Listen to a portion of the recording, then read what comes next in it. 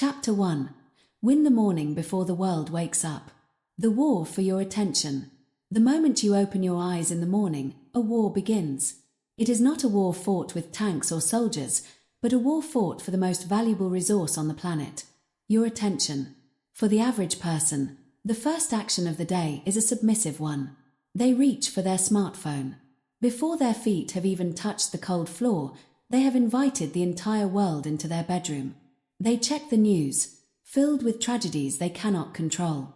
They check social media, filled with the curated highlights of people they barely know. They check their email, filled with the demands and priorities of other people.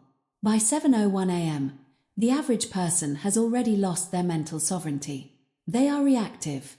They are stressed. Their brain is firing off dopamine hits and cortisol spikes in response to outside stimuli. They haven't even brushed their teeth, yet they have already surrendered the day. Mentally strong people operate differently. They understand a fundamental truth that governs the elite. Win the morning, win the day. The sacred hour. Mentally strong people protect the first hour of their day like a sacred ritual. They don't see this hour as extra time to get work done. They see it as the rudder of the day. Just as a small rudder steers a massive ship, the first 60 minutes of your morning steer the next 16 hours of your life.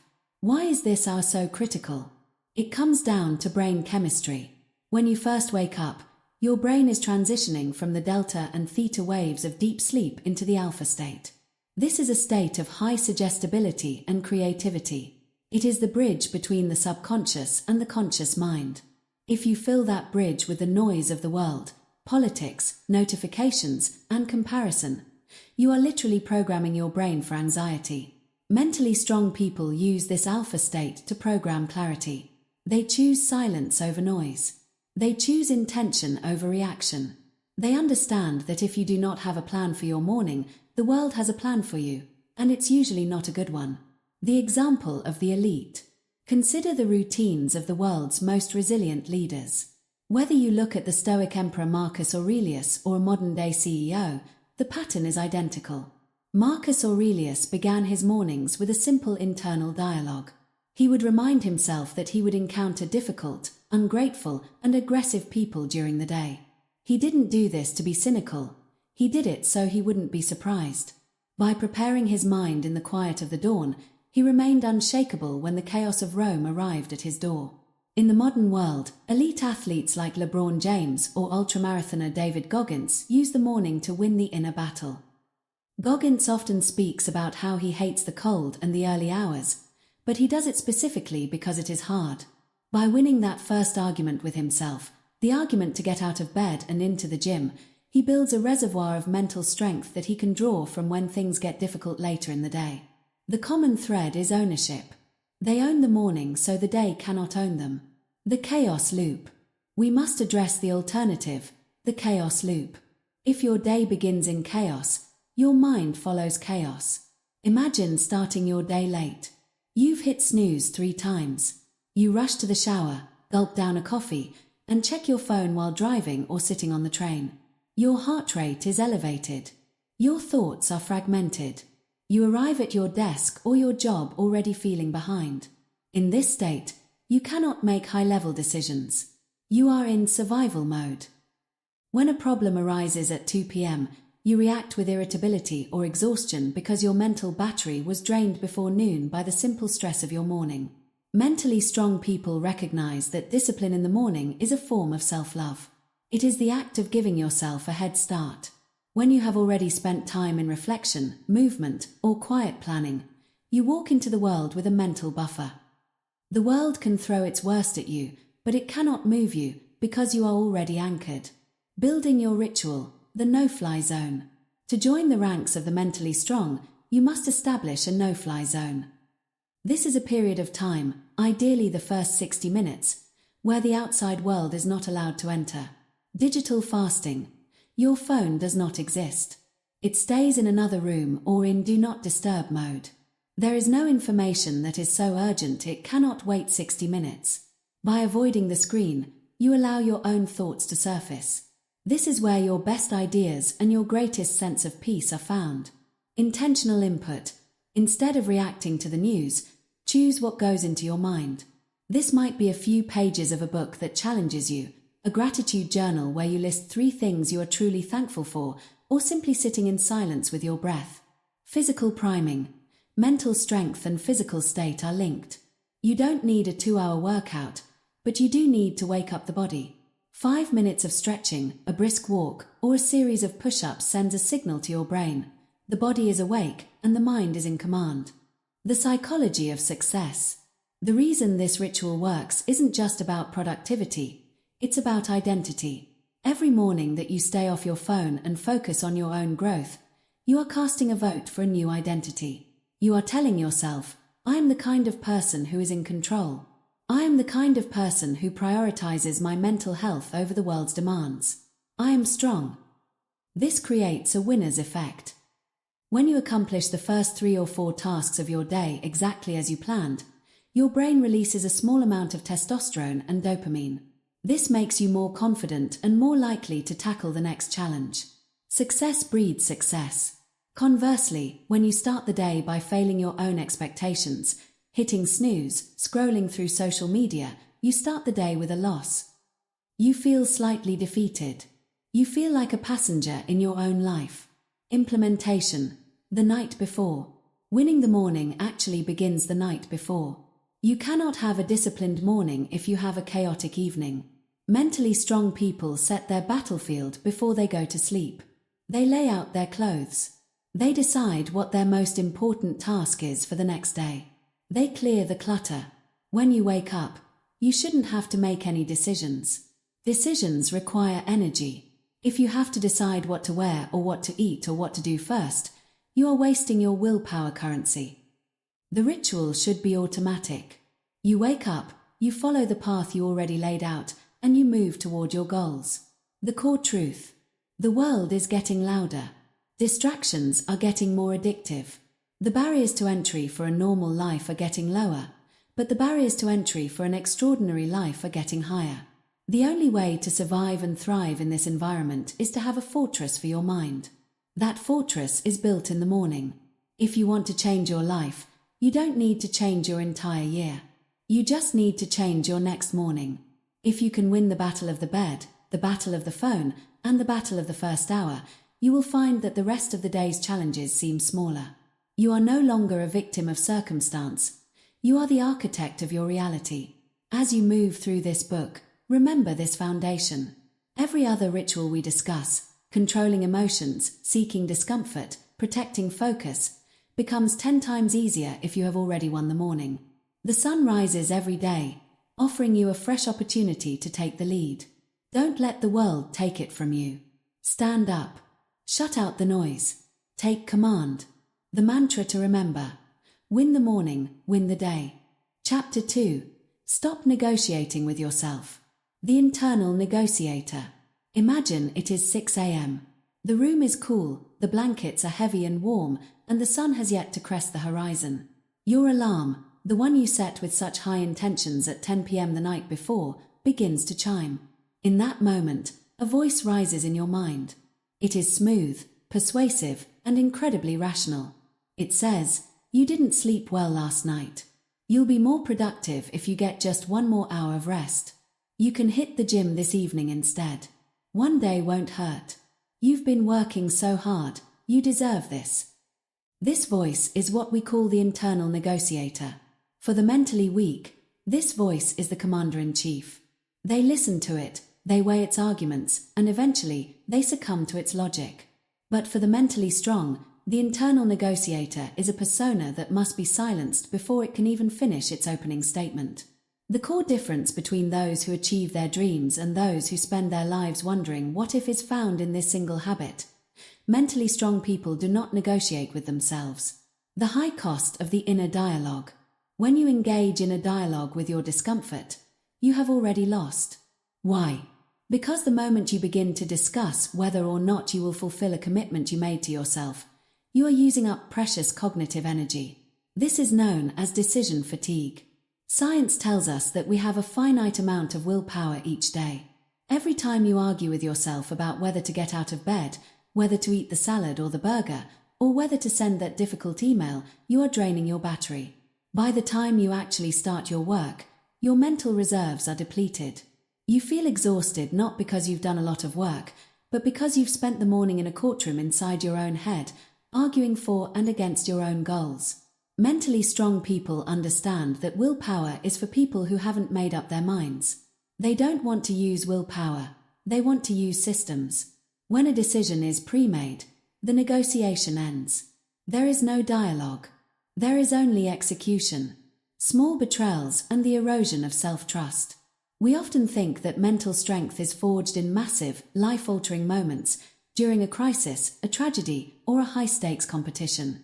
While those moments certainly test us, mental strength is actually built in the small, quiet betrayals that no one else sees. Every time you hit the snooze button, you are committing a small act of self-betrayal. You told yourself you would wake up at 6 o'clock. By staying in bed until 6:30, you have sent a message to your subconscious: my word doesn't matter. My commitments are negotiable.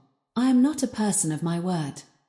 When you repeat this hundreds of times a year, you develop a fundamental lack of self-trust. This is why many people struggle with confidence. Confidence isn't a feeling you conjure up by looking in a mirror and saying affirmations. Confidence is the byproduct of self-efficacy. It is the knowledge that when you tell yourself you are going to do something, it gets done. Period. The person who plans to work out at 6 a.m. but hits snooze repeatedly is training their brain to ignore their own instructions. They are building a mental muscle for failure. Mentally strong people, however, view their commitments as ironclad contracts. They understand that to break a promise to oneself is more damaging than breaking a promise to a friend. The science of resistance. To stop negotiating, you must understand why your brain does it in the first place. Your brain is not designed to make you successful. It is designed to keep you alive and comfortable. Deep within the brain lies the amygdala and the limbic system, which are responsible for our survival instincts. To these ancient parts of the brain, discomfort feels like danger. When you try to push yourself into a cold shower, a heavy workout, or a difficult task, your brain perceives a threat to your comfort and triggers the flight response. The internal negotiator is simply your brain's way of trying to save you from perceived harm. The problem is that in the modern world, there is no growth without discomfort. Everything you want in life, health, wealth, deep relationships, and mastery, sits on the other side of a negotiation you need to skip. Mentally strong people acknowledge the voice of resistance, but they don't give it a seat at the table. They recognize it as a biological relic, a glitch in the software that must be overridden by the conscious mind. The rule of decide once. The most effective way to eliminate negotiation is the decide once principle. Instead of deciding every morning if you will go for a run, you decide once that you are a runner who runs every Tuesday and Thursday. Once that identity is established and the schedule is set, the decision is off the table. If it is Tuesday morning, you don't ask, how do I feel? Is it raining? Did I sleep enough? Those questions are irrelevant. The only relevant fact is that it is Tuesday, and you are a runner. Elite athletes operate this way. A professional basketball player doesn't decide to practice free throws after a long flight. It is simply part of the protocol. A CEO doesn't decide to review the quarterly numbers when they feel inspired. It is on the calendar, and therefore it is a reality. By deciding once, you move from the emotional mind to the executive mind. You stop being a slave to your moods and start being a master of your mission. Practical strategies to end the negotiation. How do we implement this in our daily rituals? How do we silence the negotiator in real time? 1. The 5-second rule. As popularized by Mel Robbins, the 5-second rule is a physical intervention for a mental problem. The moment you have an impulse to act on a goal, you must physically move within 5 seconds, or your brain will negotiate you out of it. Count 5-4-3-2-1 go. The countdown shifts your focus from the excuse to the action. It interrupts the loop of the internal negotiator and forces the prefrontal cortex to take control. 2. Remove the choice architecture. If you have to negotiate with yourself about eating healthy, it's probably because there is junk food in your house. If you have to negotiate about going to the gym, it's because your gym bag isn't packed and sitting by the door. Mentally strong people design their environment to make negotiation impossible. They remove the choice. If the gym clothes are already on and the coffee is already brewed, the friction of starting is lower than the friction of stopping. 3. Action precedes motivation. One of the biggest lies the internal negotiator tells us is that we need to feel like it before we can do it. This is backward. Motivation is a fire that starts after you begin the work, not before. Mentally strong people don't wait for the feeling. They start the action, knowing that the feeling will eventually catch up. They understand that you can act your way into a new way of feeling much faster than you can feel your way into a new way of acting. The identity of the non-negotiator. As you practice this ritual of non-negotiation, something profound begins to happen. Your identity begins to shift. You start to see yourself as someone who is automatic. You become the person who just does it. This identity is the ultimate shield against mental weakness. When you no longer see yourself as someone who struggles with discipline, but as someone who is disciplined, the internal negotiator eventually gives up and goes silent. The voice of resistance only speaks to those who might actually listen. If you show your brain, day after day, that its excuses will be ignored, the excuses will eventually stop coming. You are training your internal dog to sit and stay. Real-world example: the power of no options. Think of a person who has a life-threatening allergy to peanuts. They don't walk into a bakery and negotiate with themselves about whether or not to eat a peanut butter cookie. They don't say, well, maybe just one bite today, I'll be healthier tomorrow. They don't eat it because it's a non-option. It is a matter of life and death. Mentally strong people treat their goals and their rituals with that same level of non-option seriousness. They view the death of their dreams, the death of their potential, and the death of their discipline as a real and present danger. When you treat your daily rituals as non-negotiable survival requirements, the snooze button becomes an impossibility. The ritual of execution. To master this chapter, you must adopt a new ritual, the execution audit. At the end of your day, look back and ask yourself, where did I negotiate today? Where did I allow a dialogue to happen where there should have been only action? Maybe it was at 3 p.m. when you decided to scroll through social media for just 5 minutes instead of finishing that report. Maybe it was at dinner when you negotiated your way into a dessert you didn't need. Identify these moments of negotiation. See them for what they are, moments where you allowed your lower self to take the wheel. Then, commit to a decide once rule for that specific moment tomorrow. If you find yourself negotiating at 3 p.m., make a rule: at 3 p.m., my phone goes in a drawer until 4 p.m. No exceptions. Conclusion. Silence the voice. Mental strength is not about being a superhero. It is about being a person who has ended the civil war inside their own head. The world will provide enough external obstacles. You will face competition, economic shifts, health challenges, and difficult people. You cannot afford to be fighting yourself while you are trying to fight the world. Stop the debate. Close the courtroom. Fire the lawyer who lives in your head and makes excuses for your comfort. When the alarm goes off, when the work gets hard, when the negotiator starts its speech, cut it off. Stand up. Move. Execute. Your life is waiting on the other side of the conversations you refuse to have with your own laziness. The mantra to remember: decide once. Execute daily. Chapter 3. Control your emotions before they control your life. The invisible chains. We often believe that we are free individuals, making logical choices based on our best interests. But for most people, this is a beautiful illusion. In reality, the average person is a puppet, and their strings are pulled by their emotions. If someone insults them, they become angry. If the stock market dips, they become anxious. If they receive a compliment, they are happy. If they face a minor inconvenience, they are frustrated. Their internal state is entirely dependent on external conditions. They are like a small boat on a violent ocean, tossed around by every wave and gust of wind. Mentally strong people understand that true freedom is not the ability to do whatever you want. True freedom is the ability to feel whatever happens without being controlled by it.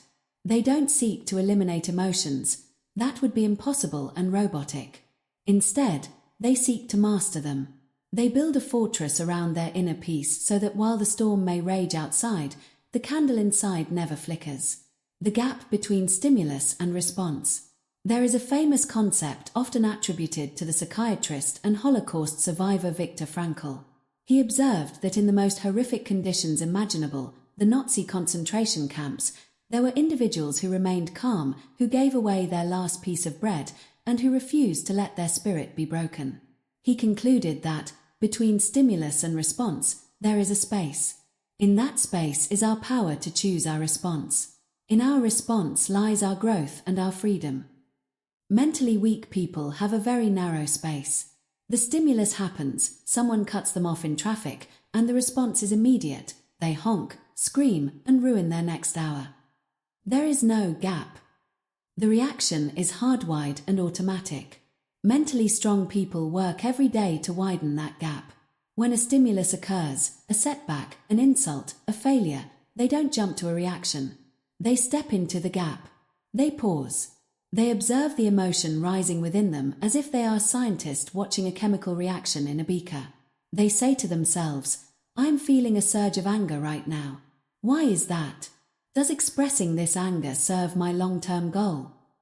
By the time they choose to act, the raw, destructive power of the emotion has dissipated, and the rational mind has taken the wheel. The amygdala hijack.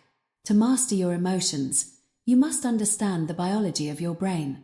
Deep within your temporal lobes sits the amygdala, an almond-shaped cluster that acts as your brain's alarm system.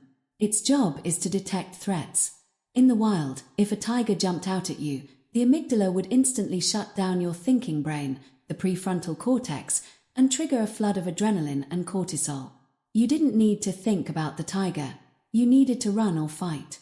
The problem is that in the modern world, the amygdala cannot tell the difference between a tiger and a critical comment from your spouse or a dislike on a social media post. When you feel triggered, you are experiencing an amygdala hijack. Your rational brain, the part capable of logic, empathy, and long-term planning, is literally taken offline. Mentally strong people recognize the physical signs of a hijack: the tightened chest, the shallow breathing, the heat in the face. Their ritual is to recognize these signs as a red alert and refuse to make any decisions or speak any words until the thinking brain is back online. The Stoic dichotomy of control. The foundation of emotional discipline is the dichotomy of control, a principle perfected by the Stoic philosophers of ancient Greece and Rome. It is a simple but brutal filter. Is this within my control, or is it not? Most people spend 90% of their emotional energy on things that are outside their control. They worry about the weather, they complain about the economy, they stress over what their neighbors think of them, and they get angry at the past. Mentally strong people are ruthless with their energy. If a situation is outside their control, they grant themselves the permission to stop caring about it emotionally. They don't waste a single second of frustration on a delayed flight or a rainy day. Instead, they pivot immediately to what they can control, their response. If a project fails at work, the mentally weak person looks for someone to blame, an emotional reaction. The mentally strong person asks, "What can I do right now to fix this, and what can I learn to ensure it doesn't happen again?" A rational response. High-pressure environments, the proving ground. Think about the world of elite sports or high-stakes business negotiations. In these environments, the person who loses their temper is almost always the person who loses the game. Consider a professional quarterback. If he throws an interception and spends the next 10 minutes screaming at his receivers or hanging his head in shame, he has already lost the next drive. His emotions have clouded his vision. The elite quarterback, however, practices neutrality. He acknowledges the mistake, processes the data, and returns to the field with a clear mind. He knows that the past is unchangeable. In a boardroom, when a negotiation gets heated, the person who remains the calmest holds the most power. Why? Because when you are calm, you can see the chessboard. When you are emotional, you can only see the move that is right in front of your face. Silence is often the most powerful emotional tool. While the other person is venting, shouting, or trying to provoke you, your silence and composure act as a mirror, reflecting their weakness back at them. The ritual, labeling and reframing. How do we build this muscle in our daily lives? Mentally strong people use two primary rituals: objective labeling and cognitive reframing. 1. Objective labeling. When an emotion hits, label it objectively. Instead of saying I am angry, which fuses your identity with the emotion, say I am experiencing a sensation of anger. This creates a healthy distance. It turns the emotion from a state of being into a temporary weather pattern. You are the sky. The anger is just a cloud passing through. The sky is not the cloud. 2. Cognitive reframing. This is the art of changing the story you tell yourself about an event. Every event is neutral until we assign it a meaning. If you lose your job, you can frame it as a catastrophe and a sign of your worthlessness. This will lead to depression and paralysis. Or you can reframe it as a forced transition and an opportunity to find a role that actually fits your talents. Reframing isn't about toxic positivity or lying to yourself. It's about choosing the interpretation that provides the most utility. If a story makes you weak, change the story. The 10-second rule. One of the most practical rituals of the mentally strong is the 10-second rule. When you receive a piece of news that would normally trigger an outburst, an insulting text, a bill you didn't expect, a harsh critique, you commit to a 10-second silence. During those 10 seconds, you do 3 things. Breathe deeply into the belly. This sends a biological signal to the amygdala to stand down. Detach. Imagine you are a third-party observer watching this happen to someone else. Ask the 1-year question. Will this matter 1 year from today? 99% of the things we get upset about won't even matter in 1 week. If it won't matter in a year, don't give it more than 10 seconds of your peace. Responsibility versus blame. There is a crucial distinction that mentally strong people live by. Responsibility is not the same as blame. You are not to blame for everything that happens to you. You are not to blame if a company layoffs happen. You are not to blame if someone treats you poorly. You are not to blame for the family you were born into or the tragedies you've endured. However, you are 100% responsible for how you handle it. Blame looks backward. Responsibility looks forward. Blame is an emotional weight. Responsibility is a mental tool. When you say, "It's not my fault, so I don't have to do anything," you are choosing weakness. When you say, "This wasn't my fault, but it is my responsibility to deal with it," you are choosing strength. This mindset shifts you from a victim to a victor. A victim is someone who is waiting for the world to be fair before they can be happy. A victor is someone who knows the world is often unfair, but they are going to be happy and successful anyway. The identity of the emotional anchor. As you practice these rituals, you will notice that people start to treat you differently. They will begin to see you as the anchor in their lives. When a crisis hits the family or the office, they will look to you. Not because you have all the answers, but because you have the one thing that is rarest in the modern world: composure. Your lack of reactivity becomes a source of immense social and professional leverage. People trust a calm person. They follow a calm person. They promote a calm person. By mastering your emotions, you aren't just improving your internal life. You are vastly increasing your external influence. Conclusion: the fortress of the mind. Your mind is your only true home. You can lose your house, your money, your reputation, and your health, but you cannot be forced to surrender your mind unless you choose to. Every day, the world will try to pull your strings. It will try to make you dance to the tune of outrage, fear, and petty jealousy. Your ritual is to cut those strings. Every time you feel a surge of emotion and you choose to pause instead of react, you are winning. Every time you choose a productive response over a destructive reaction, you are building your fortress. Remember, the world does not owe you a peaceful environment, but you owe yourself a peaceful mind. You are the captain of your soul, and the captain does not abandon the wheel just because the sea is rough. Stand in the gap. Breath. Label the feeling. Choose your response. The mantra to remember: you are not responsible for the event. You are responsible for the response. Chapter 4.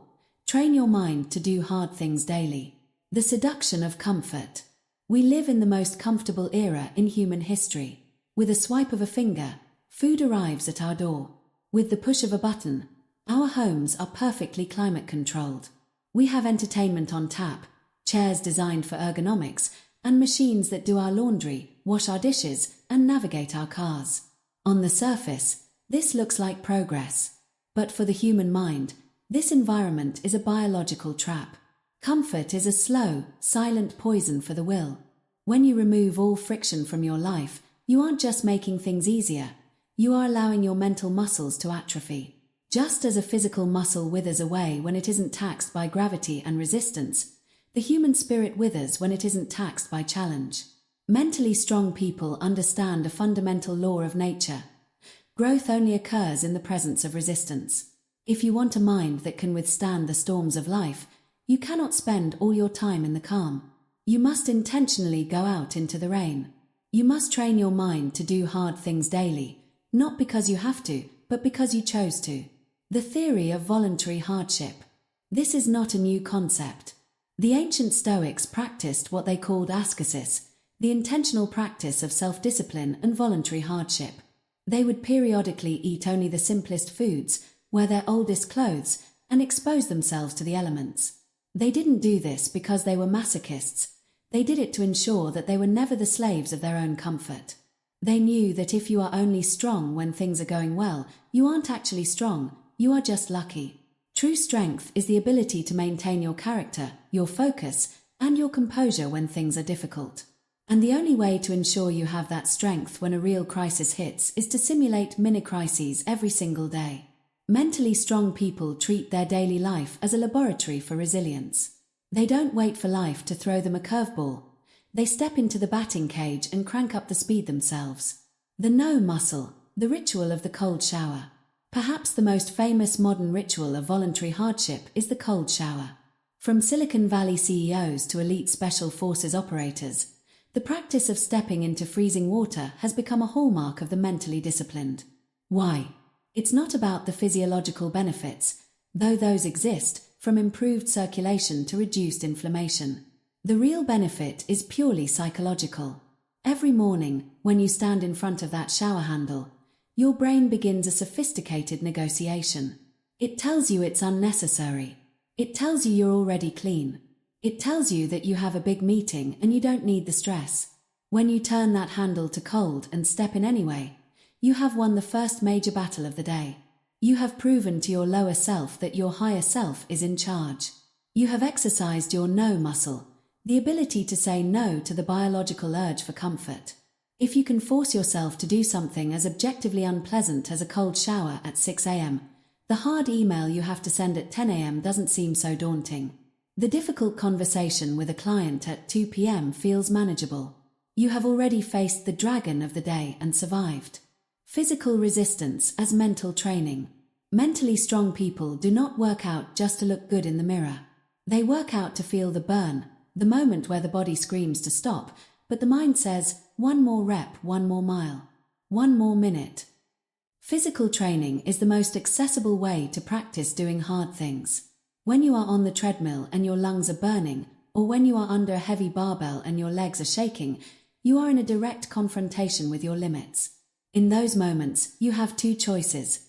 You can listen to the voice of weakness that begs for relief, or you can lean into the discomfort. Mentally strong people choose the latter. They understand that the real workout doesn't even begin until they want to quit. Everything before that point was just a warm-up.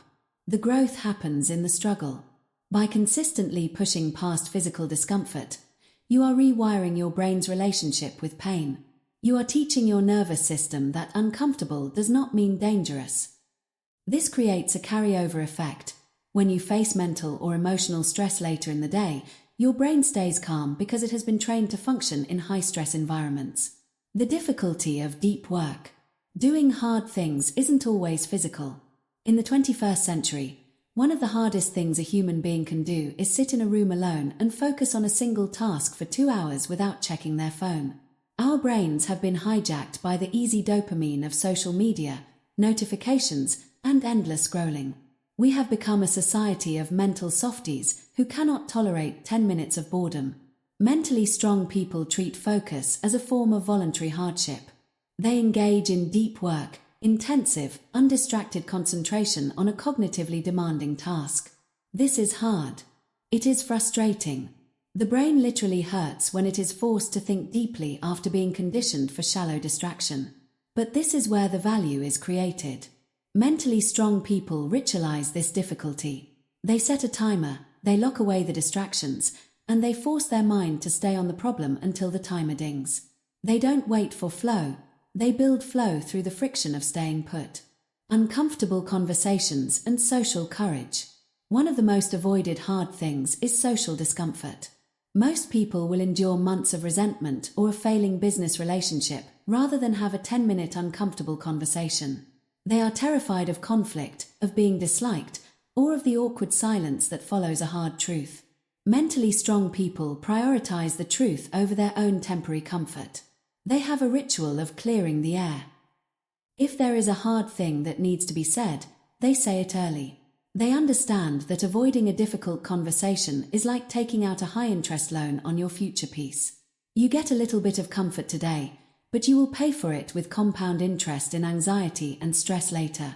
By doing the hard thing, addressing the conflict, admitting the mistake, or setting the boundary, they buy back their future. The biology of resilience, the ACC.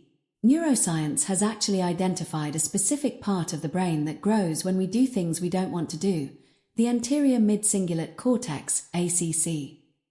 Research shows that in successful people, athletes, and superagers, those who remain mentally sharp into their 90s, this area of the brain is significantly larger.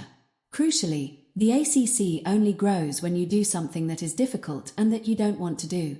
If you love running and you go for a run, your ACC doesn't grow. But if you hate running and it's raining, and you go anyway, that is when the brain physically restructures itself for strength. This is the scientific validation of the hard things ritual. You are literally building a bigger, stronger brain every time you choose the difficult path over the easy one. Mental strength is not an abstract concept. It is a physical reality that you can build through the representatives of daily hardship. Raising your misery threshold. Think of your tolerance for difficulty as a misery threshold. Most people have a very low threshold.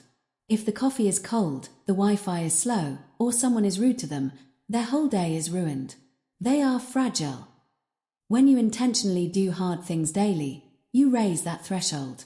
When you've spent 20 minutes doing high-intensity intervals or 3 minutes in a 40-degree tub, the small annoyances of life lose their power over you. A slow elevator or a critical comment from a coworker doesn't move the needle of your stress because your baseline for what is difficult has been reset. You become anti-fragile, a term coined by Nassim Taleb. Anti-fragile things don't just withstand stress, they actually get better because of it. The identity of the hard worker. The ultimate goal of this ritual is to change your identity. Most people see themselves as victims of their circumstances. Mentally strong people see themselves as the person who does hard things. When this becomes your identity, your relationship with obstacles changes. When a problem arises at work, instead of complaining, you think, good. Another opportunity to practice being the person I am. When a workout gets tough, you think, this is exactly what I signed up for. You stop asking for a life without problems and start asking for the strength to handle bigger problems. You realize that the easy life everyone else is chasing is actually a prison of mediocrity. The hard life, the one filled with challenge, discipline, and intentional struggle, is the only one that leads to true fulfillment and unshakable confidence. The easy life paradox. There is a profound paradox at the heart of human existence. If you choose the easy things today, your life will be hard tomorrow. You avoid the workout dash, you get chronic disease.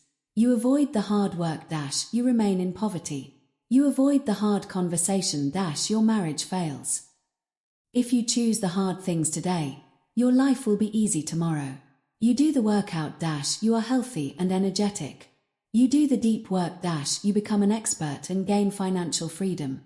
You have the hard conversations dash, you have deep, honest relationships. Mentally strong people live by this paradox. They pay the tax of discomfort upfront so they can live the rest of their lives as free individuals. The ritual, the daily challenge. To implement this, you don't need to move to a monastery or join the Marines. You simply need to add one hard thing to your daily checklist. It should be something that makes your gut tighten when you think about it. It should be something you are tempted to procrastinate on. The cold shower. The 5 a.m. alarm. The extra 15 minutes of focused work when you're tired. The heavy set of squats.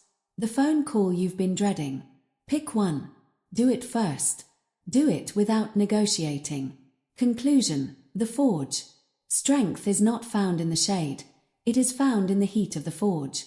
Every time you choose the stairs over the elevator, the book over the remote, the truth over the lie, or the cold over the warmth, you are hammering your character into something stronger.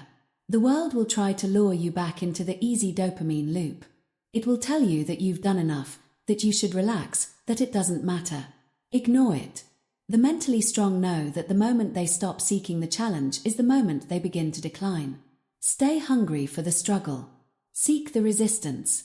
Train your mind to do hard things, and you will find that hard eventually becomes your normal. The mantra to remember: hard things today create easier lives tomorrow.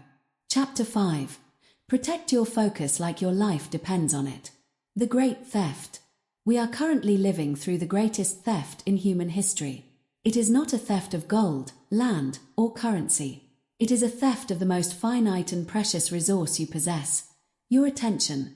Every time you pick up your phone to just check one thing, every time you succumb to the ping of a notification, and every time you find yourself spiraling down an algorithmic rabbit hole of short-form videos, you are being robbed. Multinational corporations, staffed by the world's most brilliant data scientists and psychologists, are spending billions of dollars to ensure that you cannot look away. They have mapped the dopamine pathways of your brain and turned your focus into a commodity that they sell to the highest bidder.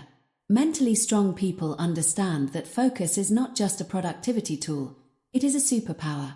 In a world where everyone is distracted, the person who can direct their attention at will and hold it there for extended periods is an anomaly.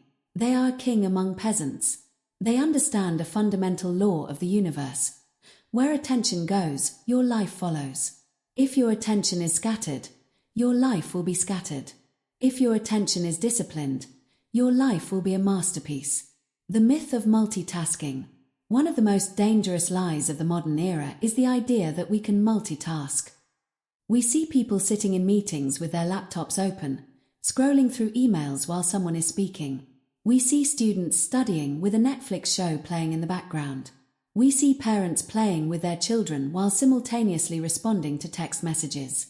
Science is clear: the human brain cannot multitask.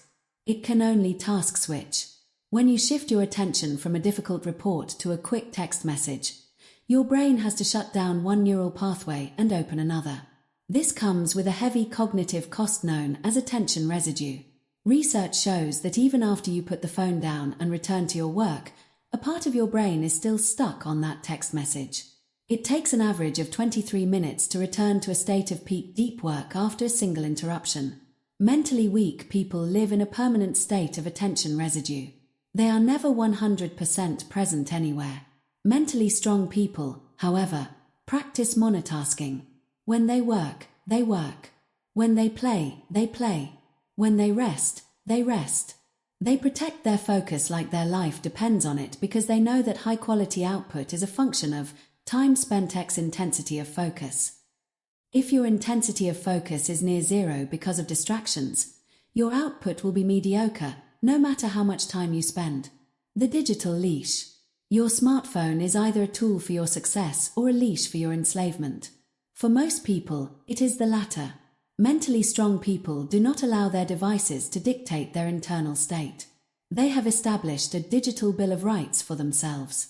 They understand that every notification is a request for their life force, and they have the right to say no. The ritual of the mentally strong is to silence the noise. They do not have push notifications on for anything that isn't life-threatening. They don't need to know the moment someone likes their photo. They don't need to see every breaking news headline. They don't need to be alerted to every promotional email. By turning off notifications, they move from a state of reactive attention to proactive attention. They choose when to engage with the digital world, rather than letting the digital world ambush them, creating the fortress of focus. Focus is not just about willpower.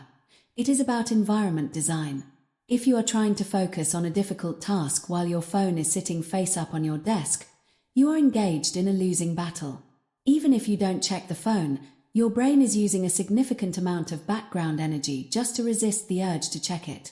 Mentally strong people create a fortress of focus. When it is time to do deep work, the kind of work that actually moves the needle of their career or their life, they follow a specific ritual. Physical separation. They put their phone in another room. Out of sight truly is out of mind. Digital lockdown. They use software to block distracting websites and apps on their computer. Environmental triggers. They use specific cues to tell their brain it is time to focus. This might be a specific playlist of lo-fi beats, a certain scent, or a dedicated work chair. The do not disturb sign. They set clear boundaries with the people around them. They make it known that for the next 90 minutes, they are unavailable for anything short of an emergency. By creating this fortress, they reduce the need for willpower. They don't have to try to focus. The environment makes focus the only option. The social cost of distraction. Protecting your focus isn't just about work, it's about presence. We have all had the experience of talking to someone who is clearly checking their phone or looking past us. It feels dehumanizing. It signals that the digital ghost in their pocket is more important than the human being in front of them. Mentally strong people view presence as a form of respect. When they are in a conversation, they are all in. Their phone is not on the table. Their eyes are locked on the speaker. They are practicing the rare art of radical listening. By protecting their focus during social interactions, they build deeper, more meaningful relationships. They hear the things that aren't being said. They pick up on the subtle cues that the distracted person misses. In a world of shallow connections, their depth of focus makes them charismatic and trustworthy. They understand that you cannot love someone if you cannot pay attention to them. The ritual of boredom training. Our brains have become dopamine junkies. We are so terrified of even 30 seconds of boredom, waiting in line, sitting in an elevator, walking to the car, that we instantly reach for our phones to fill the gap. This constant stimulation is destroying our ability to think deeply. Deep thinking requires the ability to sit with a problem, to let it simmer, and to endure the frustration of not having an immediate answer. If you always escape into your phone the moment your mind feels a bit of friction, you will never develop the mental stamina required for greatness. Mentally strong people intentionally practice boredom training. They have rituals where they do nothing. They sit on a bench and watch the world go by. They go for a walk without a podcast or music. They stand in line and simply breathe. By doing this, they are detoxing their dopamine receptors. They are teaching their brain that it doesn't need constant input to be okay. This builds a mental reserve that allows them to stay focused when they actually need to do hard work. Attention as currency. Think of your attention as your internal currency. Every day, you are given a limited amount of this currency to spend. Mentally weak people spend their currency on trash, celebrity gossip, arguing with strangers online, worrying about things they can't change, and consuming mind-numbing entertainment. By the end of the day, they are mentally bankrupt. They have no energy left for their family, their health, or their dreams. Mentally strong people are attention investors. They spend their currency on high-yield activities, learning a new skill, building a business, meditating, and spending quality time with loved ones. They are stingy with their attention. If something doesn't provide a return on attention, they don't buy into it. Before you click on a link or open an app, ask yourself, is this a good investment of my currency? If the answer is no, close the tab. Protect your capital. The focus schedule, the 90-minute rule. The human brain is not designed to focus for 8 hours straight. We operate in ultradian rhythms, cycles of high energy followed by a need for recovery. Mentally strong people do not try to grind through the day. Instead, they work in high-intensity sprints. The gold standard is the 90-minute focus block. They dedicate 90 minutes to their most important task, working with absolute, undistracted intensity. After those 90 minutes, they take a 20-minute break that is actually a break. No screens, just movement, hydration, or light conversation. This ritual allows them to produce more in 3 hours than most people produce in a week. They don't value being busy, they value being effective. They know that 90 minutes of pure focus is worth more than 8 hours of distracted work. Scheduled thinking time. In the modern world, we are over-informed and under-reflected. We are constantly consuming data, but we rarely take the time to turn that data into wisdom. Mentally strong people have a ritual of scheduled thinking time. Once a week, or even once a day, they sit down with a blank notebook and a pen, no electronics allowed. They ask themselves high-level questions. Am I moving toward my long-term goals? Or am I just busy? What is the one thing that, if I did it, would make everything else easier or unnecessary? Where am I leaking energy? By focusing their attention on these meta-questions, they ensure they are climbing the right mountain. Most people are working very hard to climb a ladder, only to find out decades later that the ladder was leaning against the wrong wall. Focus ensures you are on the right wall. The identity of the architect. The ultimate goal of protecting your focus is to transition from being a consumer to being an architect. A consumer is someone who lives in the world that others have built for them. They react to the notifications, the trends, and the opinions of the crowd. An architect is someone who builds their own world. They decide what they will think about, what they will care about, and what they will build. When you protect your focus, you are claiming ownership of your mind. You are saying, my mind is a temple, not a billboard. You refuse to let the lowest common denominator of the internet occupy space in your head for free. Conclusion: the laser versus the light bulb. A light bulb and a laser use the same amount of energy, but a light bulb scatters that energy in every direction, providing a soft, diffused light that can barely illuminate a room. A laser takes that same energy and concentrates it into a single, pinpoint beam. That beam can cut through steel. Most people live like light bulbs. They are nice, they are busy, but they have no cut. They are spread so thin that they leave no impact on the world. Mentally strong people live like lasers. They take their energy and they focus it with such intensity that they become unstoppable. They cut through obstacles, they cut through competition, and they cut through the noise of the world. Stop being scattered. Stop being a slave to the ping. Stop letting strangers steal your life from your pocket. Turn off the notifications. Close the door. Put the phone away. Where your attention goes, your life follows. Where will you take your life today?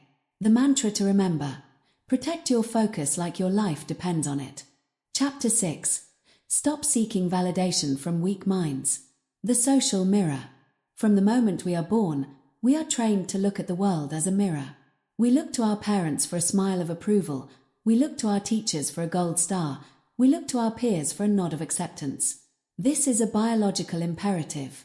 In the ancient days of our species, being cast out of the tribe meant certain death.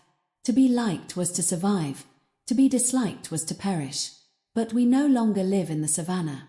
We live in a hyper-connected global village where the tribe is now 8 billion people, and the hunger for validation has been weaponized by technology. We post our thoughts, our photos, and our achievements, and then we sit in a state of low-level anxiety, waiting for the red notification, the digital nod, to tell us that we are okay. Mentally strong people understand that this is a trap. If you live for their breadcrumbs of approval, you will die by their crumbs of criticism. They have realized a fundamental truth. You cannot build a pillar of strength on a foundation of other people's opinions. They have made the difficult transition from being approval-driven to being purpose-driven. They stop looking at the social mirror and start looking at their internal compass. They have learned the most liberating lesson in life. To be truly free, you must stop seeking validation from weak minds. Defining the weak mind. When we speak of weak minds, we are not talking about intelligence, status, or wealth. A weak mind is one that is governed by fear, conformity, and a lack of personal mission. A weak mind is a mind that fears difference. It is threatened by anyone who steps outside the norm. Values comfort over truth.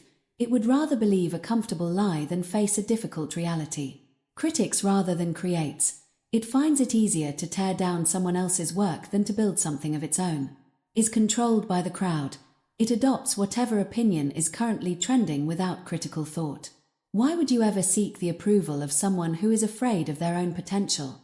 Why would you want a thumbs up from someone who spends their life on the sidelines of history? Mentally strong people realize that if people who aren't going anywhere don't like what you're doing, you're probably headed in the right direction. As the saying goes, your boos mean nothing to me, I've seen what makes you cheer. The innovator's dilemma, being misunderstood. If you look at the history of human progress, whether in science, business, art, or social change, you will find a recurring pattern. Every great innovator, creator, and leader was initially mocked, misunderstood, or rejected by the weak minds of their era. When the Wright brothers said they would fly, they were called fools. When Steve Jobs insisted on a computer that was also a work of art, he was told it was impractical. When the first explorers sailed toward the horizon, they were told they would fall off the edge of the world. The crowd, the collective weak mind, always defaults to no. It defaults to that's impossible or why would you want to do that? Mentally strong people expect to be misunderstood. In fact, they use it as a metric for success. If everyone agrees with what you are doing, you aren't doing anything new. You aren't pushing any boundaries. You are simply repeating the status quo. The ritual of the mentally strong is to find validation internally. They don't ask, what will they think? They ask, does this align with my values? Is this the best use of my talents? Does this serve my mission? If the answer is yes, the opinions of the crowd become irrelevant background noise. The trap of explanation. One of the clearest signs of an approval seeker is the constant need to explain oneself. When you feel the need to justify your choices, your career path, your diet, or your lifestyle to others, you are essentially asking for their permission.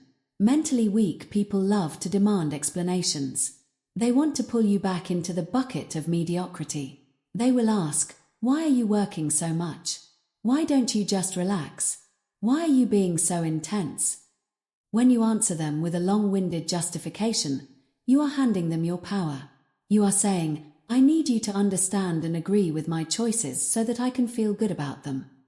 Mentally strong people follow a different rule: never complain, never explain. They understand that those who are on the same path as you don't need an explanation, and those who aren't on your path won't understand it anyway. Your life is not a trial, and you are not a defendant. You do not need to make your case to people who aren't even in the game. You let your results provide the only explanation necessary. Respect is earned through results. There is a massive difference between approval and respect. Approval is cheap. You can get it by being nice, by fitting in, and by never rocking the boat. Approval is given by the weak to those who don't threaten them. Respect is expensive. It is earned through competence, through consistency, and through the courage to stand alone. Respect is often given begrudgingly, even by your enemies, when they see your results. Mentally strong people don't care if they are liked in the short term, because they are playing for respect in the long term. They know that the very people who mock you today will be the ones asking you for a job tomorrow. The people who call you crazy today will call you a genius once the results are in. The ritual is to stop talking and start executing. Explanations are a drain on your energy. Results are a multiplier of your power. When you stop trying to convince people of your worth and start demonstrating it through your actions, the weak minds eventually go silent. They have nothing left to say because the evidence of your success is undeniable. The opinion filter. Who gets a seat at the table? Does this mean mentally strong people ignore all feedback? Absolutely not. To do so would be arrogant and foolish. However, they are extremely selective about who they listen to. They use a feedback filter based on 2 criteria. Skin in the game. Does this person have a track record of success in the area they are critiquing? If someone is giving you financial advice but is broke, their opinion is discarded. If someone is critiquing your art but has never created anything, their opinion is noise. Alignment of values. Does this person want what is best for me, or do they just want me to be like them? Mentally strong people seek out coaches, not critics. A critic sits in the stands and shouts about how you're doing it wrong. A coach is someone who has been on the field, knows the struggle, and gives you feedback to make you better. The ritual is to have a circle of 5. These are the only 5 people whose opinions you truly weigh. Everyone else, the trolls on the internet, the skeptical distant relatives, the co-workers who gossip, falls into the category of the crowd. Their validation is not required for your journey. The internal standard. To stop seeking validation, you must replace it with something stronger, a higher internal standard. Most people are relatively successful. They compare themselves to the people around them. If they are doing slightly better than their neighbor, they feel good. This is a weak way to live. Mentally strong people are absolutely successful. They compare themselves to their own potential. Their internal standard is much higher than anything the world would demand of them. They are their own toughest critics. When you live by an internal standard, you don't need a boss to tell you to work harder. You don't need a spouse to tell you to be more disciplined. You don't need likes to tell you that you did a good job. You know when you've given 100%, and you know when you've slacked off. The self-audit at the end of the day is the only validation that matters. The freedom of being the villain. To be mentally strong, you must be willing to be the villain in someone else's story. When you start setting boundaries, when you stop people-pleasing, and when you start prioritizing your mission over other people's comfort, they will call you selfish, arrogant, or cold. Weak minds use these labels as a way to manipulate you back into submission. They want you to feel guilty for your strength. Mentally strong people accept this as the success tax. They realize that you cannot be everything to everyone and still be true to yourself. They would rather be hated for who they are than loved for who they are not. There is an incredible sense of peace that comes when you stop trying to manage everyone's perception of you. You realize that you cannot control what people think, so you might as well give them something worth thinking about. Purpose-driven action. The ultimate antidote to validation seeking is purpose. When you have a why that is bigger than yourself, whether it is providing for your family, solving a specific problem, or mastering a craft, the opinions of others start to look very small. If you are a doctor trying to save a patient's life, you don't care if the people in the waiting room think your surgical technique looks unconventional. Your focus is on the result, the survival of the patient. Mentally strong people treat their entire lives this way. They are on a mission. The mission is the master, and everything else, the praise, the blame, the gossip, the trends, is just a distraction. The ritual, the approval fast. To break the habit of seeking validation, you must practice the approval fast. For 1 week, commit to the following. 0 explanations. If you say no to a request, don't explain why. Just say, I can't make that work right now. 0 posting for praise. Don't post anything on social media that is designed to make you look good. No humble brags. No look at me stories. Silence your wins. When you achieve something, tell no one. Keep the win for yourself. Feel the power of knowing your worth without needing it reflected in someone else's eyes. By doing this, you start to build internal pressure. Like a boiler, you keep the steam inside, and that steam becomes the fuel for your next achievement. Conclusion: the architect of your own worth. Your worth is a non-negotiable fact, not a fluctuating market price. When you seek validation, you are asking the world to appraise you. And the world, filled with weak minds and envious hearts, will always underappraise you. Stop asking for a price tag. Stop looking for a nod. Stop waiting for the world to tell you that it's okay to be great. The mentally strong are architects. They design their own values, they build their own character, and they live in the house of their own making. They know that the only respect worth having is the respect that is earned through silent, consistent, and undeniable results. Move in silence. Let your progress be your noise. The mantra to remember: respect is earned through results, not explanations. Chapter 7. Turn discipline into identity. The motivation trap. Every year, millions of people embark on a journey of self-improvement. They wait for the 1st of January, or perhaps a Monday morning, fueled by a sudden burst of inspiration. They buy the gym memberships, they stock their refrigerators with kale, and they announce their new disciplined life to anyone who will listen. By the 3rd week of February, the gyms are empty, the kale is rotting in the crisper drawer, and the disciplined life has been traded back for the comfortable, familiar routines of the past. Why does this happen? It happens because these people were relying on motivation. Mentally strong people understand that motivation is a feeling, and feelings are the most unreliable foundation on which to build a life. Motivation is a fair-weather friend. It's there when the sun is shining and you've had 8 hours of sleep and a cup of coffee. But it vanishes the moment you are tired, stressed, or bored. If you only work when you are motivated, you will never be consistent. And if you are never consistent, you will never be great. Mentally strong people have moved beyond the need for motivation by doing something far more profound. They have turned discipline into their identity. What is identity? Your identity is the set of beliefs you hold about who you are. It is the story you tell yourself about what a person like me does in any given situation. Most people try to change their results first. They say, I want to lose 20 pounds, the outcome. Then they try to change their process, I will go to the gym, the habit. But they never change the underlying belief, I am someone who struggles with my weight and hates exercise, the identity. Because the identity remains unchanged, every disciplined action feels like a fight against their own nature. They feel like they are pretending to be healthy. Eventually, the friction becomes too great, and they revert to their true self, the person who skips the gym and eats the junk food. Mentally strong people reverse this process. They start with the identity. They don't say, I am trying to be disciplined. They say, I am a disciplined person. They don't say, I am trying to write a book. They say, I am a writer. Once the identity is set, the habits follow naturally because the human brain has an intense biological need for its actions to align with its self-image. The power of I am. The two most powerful words in the English language are I am. Whatever you put after those words becomes your reality. Think about the difference between two people who are trying to quit smoking. When offered a cigarette, the first person says, no thanks, I'm trying to quit.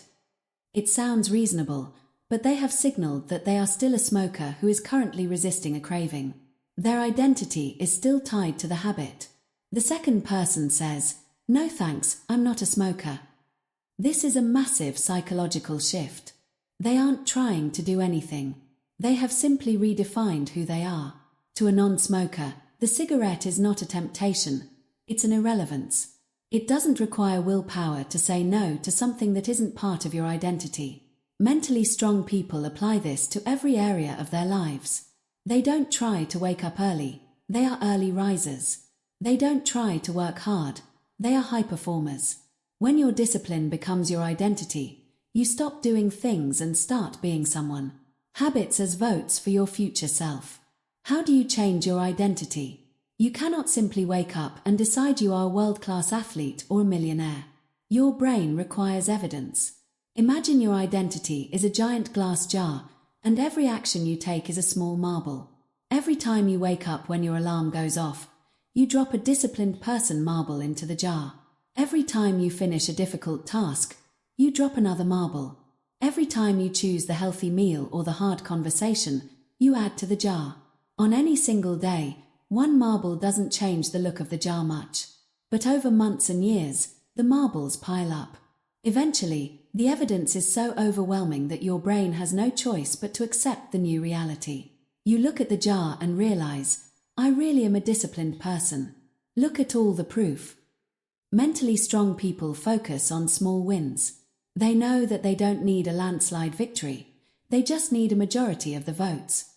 If you make the disciplined choice 51% of the time, you are winning the election for your identity. Over time, that 51% becomes 70%, then 90%, until the discipline is so deeply ingrained that doing the hard thing is actually easier than doing the easy thing, because the easy thing would violate your sense of self. The professional versus the amateur. In his landmark book The War of Art, Stephen Pressfield distinguishes between the amateur and the professional. The amateur works when they feel like it. They wait for the muse to strike. They are trying to be creative or trying to be successful. Because their identity is not tied to the work, they are easily derailed by a bad mood or a minor setback. The professional, however, shows up regardless of how they feel. A professional plumber doesn't wake up and say, I'm just not feeling very plumber-y today, I think I'll skip the pipes. He goes to work because that is who he is. Mentally strong people have a professional identity regarding their discipline. They have removed the option of not doing the work. When you are a professional, your rituals are simply your duties. You don't get a trophy for brushing your teeth or showing up to your job. It's just the baseline of your existence. By turning your highest disciplines into your baseline duties, you free up your mental energy for even greater challenges. The danger of trying. Listen to the language of the people around you.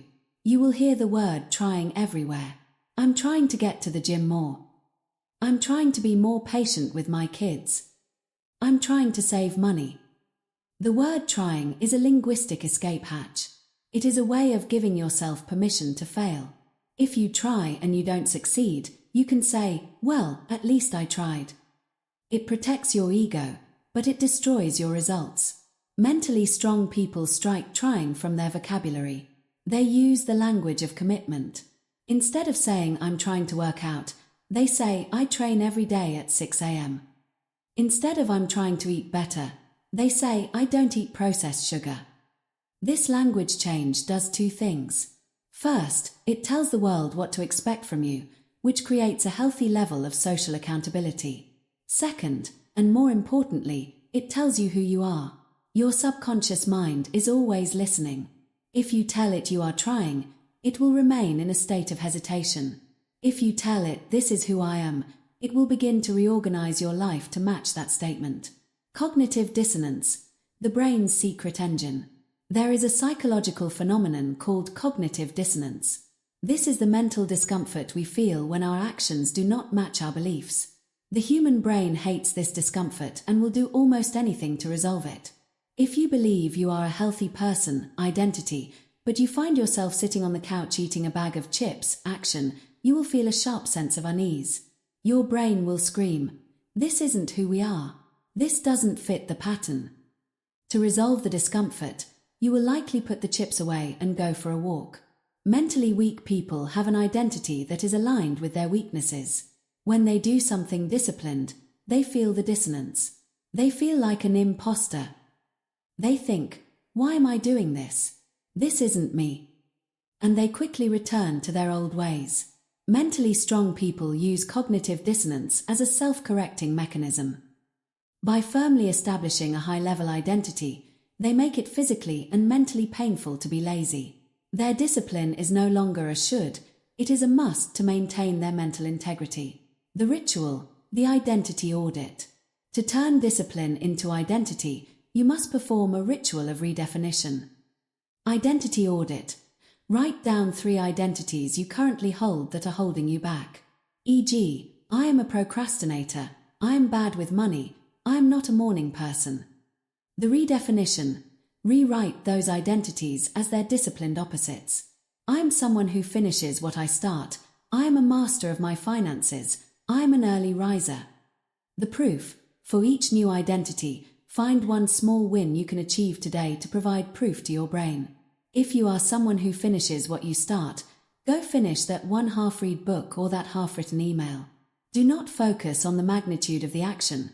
Focus on the label you attach to it. As you complete the task, say to yourself, that's exactly what a person who finishes things would do. Guarding the identity. Once you have built a new identity, you must guard it ruthlessly.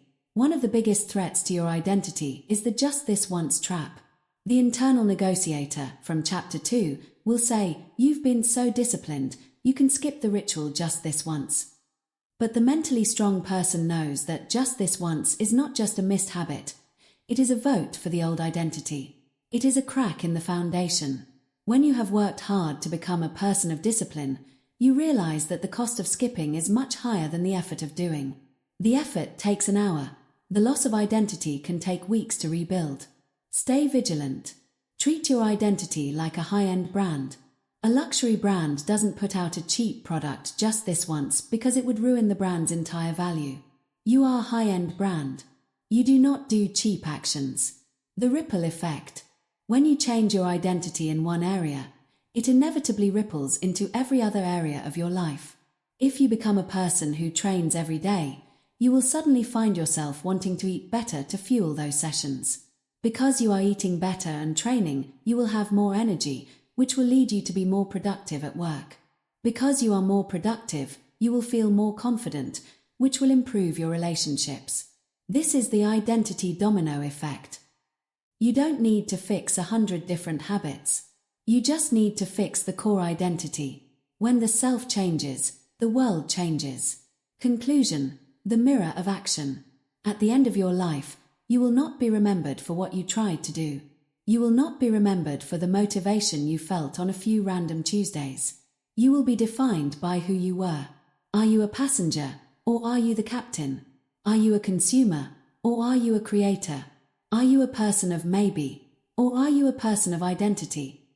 The rituals in this book are not just a to-do list. They are a to-be list. Every morning you wake up before the world, every time you silence the negotiator, every time you control your emotions and protect your focus, you are building a new you. Stop looking for motivation. It isn't coming, and you don't need it. You only need to decide who you are, and then provide the proof through your actions. The mantra to remember: your habits shape your identity, and your identity shapes your life. Chapter 8. Master the art of quiet consistency. The noise of empty ambition. We live in an era of performative productivity.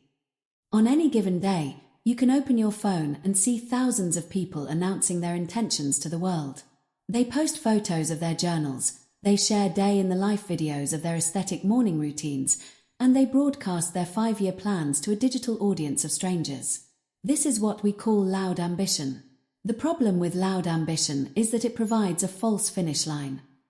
When you announce a goal to the world and receive a flurry of likes and congratulations, your brain releases a hit of dopamine. It feels so good that your subconscious begins to mistake the announcement for the achievement. You have received the social reward before you have done the actual work. Consequently, when the initial excitement fades and the grind begins, you find yourself lacking the drive to continue. You've already cashed the check, so why bother doing the job? Mentally strong people operate in a different frequency. They practice the art of quiet consistency. They understand that the loudest person in the room is often the weakest, while the strongest person is often the one working in the shadows, unbothered by the need for external applause. They don't want to look like they are winning, they want to win. The power of the 1%. Success is rarely the result of a single, heroic effort. It is not a lightning bolt that strikes once and changes everything. Instead, success is the result of compound interest applied to your habits. Imagine you improve a specific skill or area of your life by just 1% every single day. On day 1, the change is invisible. On day 10, it's still negligible. On day 30, your friends and family likely haven't noticed a thing. Because the progress is so slow, most people, the mentally weak, give up. They say, "I've been working hard for a month and I don't see any results. This isn't working." But if you maintain quiet consistency and continue that 1% improvement for an entire year, you will not be 365% better. Because of the power of compounding, you will be 37 times better than when you started. Mentally strong people have time horizon discipline. They aren't looking for a breakthrough next week. They are looking for a transformation next year. They understand that the first 90% of the work often yields only 10% of the visible results. They are willing to work through the plateau of latent potential, that long, dark tunnel where you are putting in the effort but the world hasn't started paying you back yet.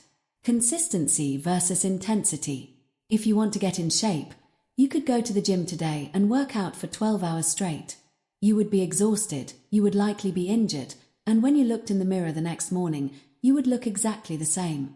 That is intensity. However, if you go to the gym for just 30 minutes every single day, and you do that for 2 years, your entire physique and health profile will be unrecognizable. That is consistency. The world is obsessed with intensity. We love the hustle culture stories of people working 20-hour days and pulling all-nighters. But intensity is a sprint, and life is a marathon. You cannot sustain intensity indefinitely. You will eventually burn out, crash, and quit. Mentally strong people choose consistency over intensity every time. They would rather do a mediocre workout every day than a perfect workout once a month. They know that a low-intensity day where they simply showed up and kept the habit alive is infinitely more valuable than a day where they did nothing. Consistency builds the machine. Intensity just revs the engine. The invisible work. Think about a professional craftsperson, a master woodworker or a diamond cutter. Most of their time is spent in invisible work. It is the hours of sanding, the hours of measuring, the hours of preparation that no one ever sees. The final product, the beautiful table or the sparkling gem, is only the tip of the iceberg. Mentally strong people fall in love with the invisible work. They find a strange, stoic joy in the boring parts of their mission. While others are chasing the highlight reel, the mentally strong are perfecting the behind the scenes. There is a legendary story about the basketball icon Kobe Bryant. Even at the height of his fame, when he was already the best player in the world, he would arrive at the gym at 4 a.m. to practice basic footwork and fundamental shooting drills. When asked why the greatest player in the world was practicing the simplest moves, his answer was simple: why would I stop practicing the things that made me great? He didn't need a camera crew there. He didn't need a crowd. He needed the quiet consistency of the fundamentals. He knew that the championship was won in the empty gym, not under the bright lights of the arena. The danger of the overnight success myth. The media loves the story of the overnight success. We see a young entrepreneur sell a company for millions, or an artist go viral in a single weekend. This creates a psychological short circuit in our minds. We start to believe that if we haven't made it in 6 months, we are failing. This myth is a poison for mental strength. In reality, almost every overnight success was 10 years in the making. The sudden viral moment was built on a foundation of thousands of hours of quiet, unrecorded consistency. When you chase overnight success, you are at the mercy of luck. When you master quiet consistency, you are at the helm of your own destiny. You aren't waiting for a lucky break. You are building a structure so large and so solid that the world eventually has no choice but to notice it. Ritualizing the boring.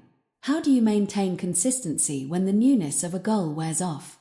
You turn your progress into a ritual. Consistency fails when it depends on your mood. It succeeds when it depends on your schedule. Mentally strong people do not find time to do the work, they make time. They have a blue-collar mindset toward their goals. A plumber doesn't wait for inspiration to fix a leak. A farmer doesn't wait for motivation to harvest the crops. They show up because it is the job. Mentally strong people treat their personal growth as their job. Whether it is reading, meditating, training, or building a side business, they have a set time and a set place. By ritualizing the boring, they remove the friction of starting. The don't break the chain method.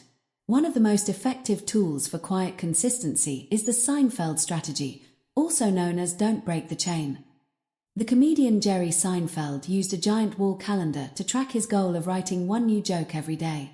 Each day he completed the task, he drew a big red X over that date. After a few days, he had a chain. His only job from that point forward was to not break the chain. This is a powerful psychological tool because it shifts your focus from the result, being a famous comedian, to the process, drawing the red X. You can't control if a joke is funny today, but you can control if you sat down to write it. Mentally strong people track their inputs, not just their outputs. They take pride in the X on the calendar. They know that if the chain is long enough, the results are inevitable. They don't need to shout about their progress because the calendar provides all the validation they need. The silence of the wise. There is a profound psychological benefit to keeping your progress quiet. When you don't tell everyone what you are doing, you build up a kind of internal pressure. Think of a steam engine. If you let the steam out through a loud whistle, you get a lot of noise, but the train doesn't move. If you keep the steam inside the boiler, the pressure builds and builds until it can move tons of iron across a continent. When you keep your goals to yourself, you are forced to use your results as your only form of expression. This keeps you hungry. It keeps you focused. It prevents you from becoming socially satisfied before the job is done. Mentally strong people have a private victory before they ever seek a public victory. They want to know in their own heart that they are capable of the work before they ever show it to a critic or a fan. Dealing with the valley of despair. In any long-term endeavor, there is a period called the valley of despair. This is the point where the initial excitement has vanished, the work has become repetitive, and the goal still feels miles away. This is where 90% of people quit. Mentally strong people expect the valley of despair. They don't see it as a sign to stop. They see it as the admission fee for greatness. They know that if it were easy, everyone would do it, and the reward would be worthless. During this phase, they rely on the minimum viable day. On their worst day, when they are sick, when they are traveling, when their world is falling apart, they still do the minimum. They might not run 5 miles, but they will walk for 10 minutes. They might not write a chapter, but they will write a paragraph. By doing the minimum, they keep the chain alive. They keep the identity of the person who doesn't quit intact. The 10-year rule. To master quiet consistency, you must shift your perspective from weeks to decades. Ask yourself, if I did this habit every day for the next 10 years, where would I be? If the answer is in a world-class position, then the habit is worth the boredom. Most people overestimate what they can do in a day, but they drastically underestimate what they can do in a decade. Mentally strong people are playing a long game. They aren't worried about the trending topics of today. They are focused on building a legacy. This perspective allows them to stay calm when things go wrong in the short term. A bad week is just a tiny blip on a 10-year graph. They don't panic. They just get back to the quiet work of the next day. The identity of the consistent man. Ultimately, quiet consistency is about trust. When you show up day after day, year after year, you develop an unshakable trust in yourself. You know that you aren't a person who relies on moods. You know that you aren't a person who is swayed by likes. You are a person who follows through. This self-trust is the highest form of mental strength. It creates a quiet confidence, the kind of confidence that doesn't need to brag, doesn't need to shout, and doesn't need to prove anything to anyone. You know who you are, and you know what you are building. The world will see it when it's ready. Conclusion: the silent builder. Look around you. The world is full of architects of air, people who build massive, beautiful structures in their minds and talk about them constantly, but never lay a single brick. Do not be one of them. Be the silent builder. Wake up and lay your one brick today. Lay it as perfectly as a brick can be laid. Then, do it again tomorrow. And the day after. Do not look up to see how tall the wall is. Do not look around to see if anyone is cheering. Just focus on the brick. One day, you will look up, and you will realize you have built a cathedral. And while the architects of air are still talking about their plans, you will be standing inside your masterpiece, protected by the walls of your own discipline. Success is not a loud explosion. It is the sound of a hammer hitting a nail over and over again in the quiet hours of the morning. The mantra to remember: small daily discipline beats rare bursts of motivation. Chapter 9. Eliminate energy leaks. The leaky bucket. Imagine you have spent years building a magnificent vessel. You've followed every instruction in this book so far. You've won the morning, you've silenced the internal negotiator, you've mastered your emotions, and you've built an identity of discipline. Your vessel is strong, your sails are set, and you are ready to navigate the high seas of your greatest ambitions. But there is a problem. At the bottom of your ship, there are a dozen tiny, pin-sized holes. Individually, they seem insignificant. You might not even notice the water trickling in at first. But as you sail, these small leaks begin to add up. Slowly, your ship becomes heavier. You move slower. You have to work twice as hard just to maintain your speed. Eventually, despite your strength and your discipline, the ship begins to sink. In the world of mental strength, these holes are called energy leaks. Mentally strong people understand that mental energy is a finite resource. It is not an infinite well. It is a battery that must be charged and spent with extreme intention. Most people are energy spendthrifts. They throw their attention and their emotions at every passing drama, every petty grievance, and every negative thought. By noon, they are mentally bankrupt, not because they've done hard work, but because they've allowed their energy to leak away. If you want to reach your full potential, you must become an energy minimalist. You must learn to identify the psychological parasites that are draining your power and ruthlessly seal those leaks. The drain of complaining. The most common energy leak in the human experience is complaining. We do it almost unconsciously. We complain about the weather, the traffic, the government, our co-workers, and our tired bodies. Complaining is an energy leak because it is a passive victim state. When you complain, you are focusing 100% of your mental power on something you cannot change. You are reinforcing the idea that you are a helpless bystander in your own life. Neuroscience tells us that neurons that fire together, wire together. Every time you complain, you are physically rewiring your brain to find faults. You are training your amygdala to stay on high alert for things to be unhappy about. This creates a negativity bias that makes every other ritual in this book harder to perform. Mentally strong people have a simple ritual, the 24-hour no-complaint challenge. They realize that if they can't change a situation, complaining about it is a waste of breath. If they can change it, they stop talking and start acting. They don't vent, they solve. They understand that venting doesn't actually release steam, it just keeps the fire burning. The poison of gossip. Gossip is the junk food of social interaction. It provides a quick, cheap hit of dopamine and a false sense of connection, but it leaves your character malnourished. When you gossip, you are spending your mental currency on the lives of others, usually to highlight their failures or shortcomings. This is a massive energy leak for two reasons. First, it fills your mind with low vibrational information. You cannot think high-level thoughts when your head is full of who said what and who did what. Second, gossip destroys your internal sense of integrity. Deep down, you know that if you gossip with someone, they will eventually gossip about you. This creates a background layer of social anxiety and distrust that hums in the back of your mind, draining your battery even when you aren't talking. Mentally strong people follow the triple filter of Socrates. Before they speak about someone else, they ask, is it true? Is it good? Is it useful? If the information doesn't pass all three filters, they keep it in the vault.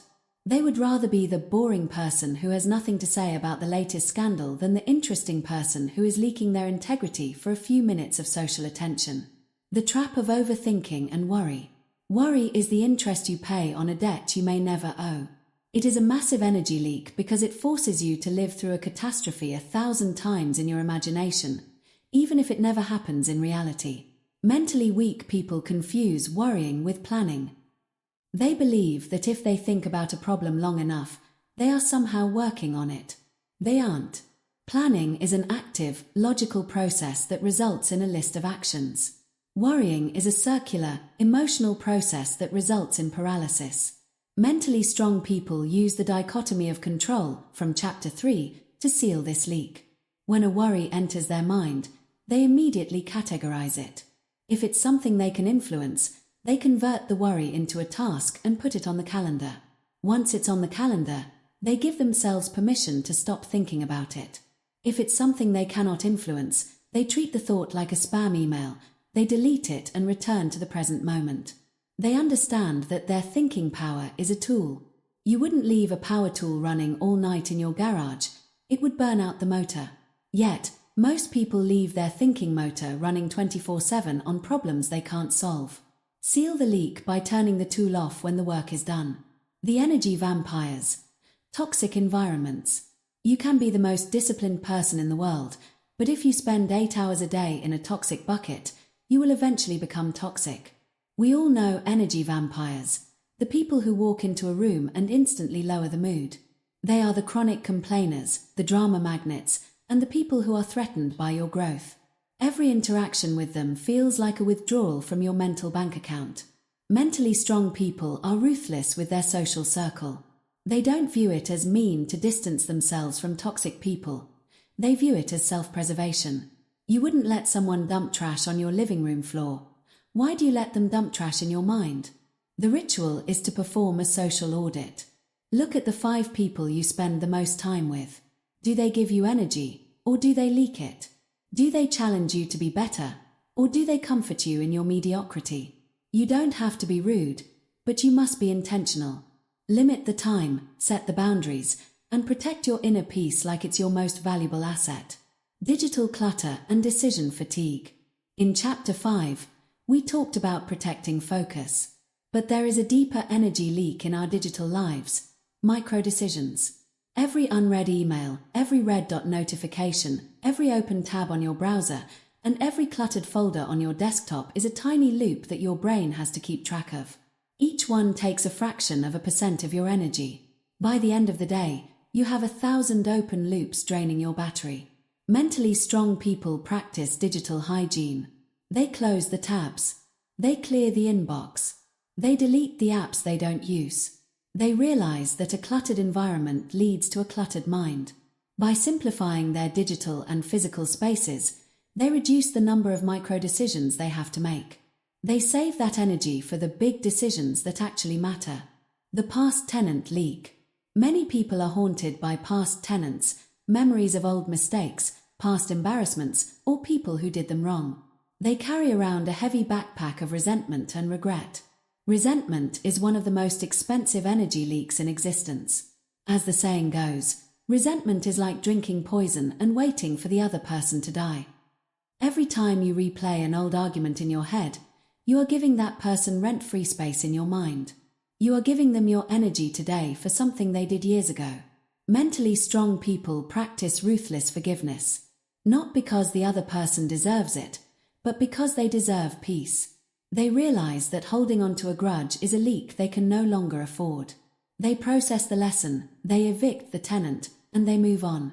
They would rather have their energy for their future than spend it on their past. The identity of the energy guardian. To eliminate these leaks, you must adopt the identity of an energy guardian. Most people are open systems. They let anything and anyone in. They are victims of their environment. An energy guardian is a closed system. They have a gatekeeper at the door of their mind. They are constantly asking, is this worth my energy? Does this conversation, this thought, or this notification deserve a piece of my life? When you start guarding your energy, you will notice that your output increases dramatically without you working harder. You aren't doing more work. You are just losing less fuel. You become more efficient, more stable, and more resilient. The ritual, the evening leak audit. How do you implement this? You must build a ritual of plugging the holes.